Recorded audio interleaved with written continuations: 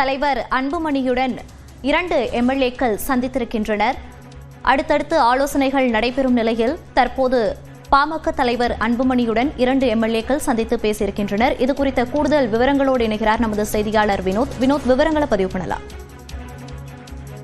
மோனிஷா, பாமக கட்சியில் தந்தை மகனுக்கு இடையே கருத்து மோதல் ஏற்பட்டு வந்த இந்த நிலையில் நேற்று அன்புமணி ராமதாஸ் அந்த கட்சி நிர்வாகிகளை சோழிங்கநல்லூரில் உள்ள தனியார் திருமண மண்டபத்தில் சந்தித்து ஆலோசனை வழங்கினார். அப்பொழுது அவர்களுக்கு அடையாள அட்டையும் வழங்கப்பட்டது.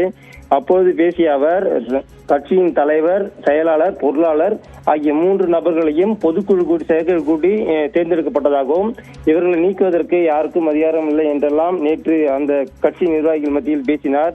அதைத் தொடர்ந்து இன்று இந்த தைலாபுரத்தில் அந்த பாமக கட்சியின் நிறுவனரை அவருடைய ஆடிட்டர் சந்தித்து வருவதாகவும் ஒரு தகவலான வெளியானது. தொடர்ந்து இருதரப்பும் கட்சி நிர்வாகிகள் சந்தித்து வரும் இந்த நிலையில் சென்னை பனையூரில் அக்கறையில் உள்ள அன்புமணி ராமதாஸ் வீட்டிற்கு சேலம் மாவட்டம் மேட்டூர் சட்டமன்ற உறுப்பினர் எஸ் சதாசிவம், அதே போல் தருமபுரி சட்டமன்ற உறுப்பினர் SP வெங்கடேஸ்வரன் ஆகியோர் தற்போது அன்புமணியை அவரது இல்லத்தில் சந்தித்து வருகின்றனர். தொடர்ந்து அவர் இந்த சோழிங்கநல்லூரில் 2வது நாளாக நடைபெற்று வரும் ஆலோசனை கூட்டத்திற்கு புறப்பட உள்ள இந்த நிலையில் 2 சட்டமன்ற உறுப்பினர்களும் தற்போது இந்த அக்கறையில் உள்ள அன்புமணி வீட்டில் சந்திப்பு நடத்தி ஆலோசனை ஈடுபட்டு வருகின்றனர். மோனிஷா,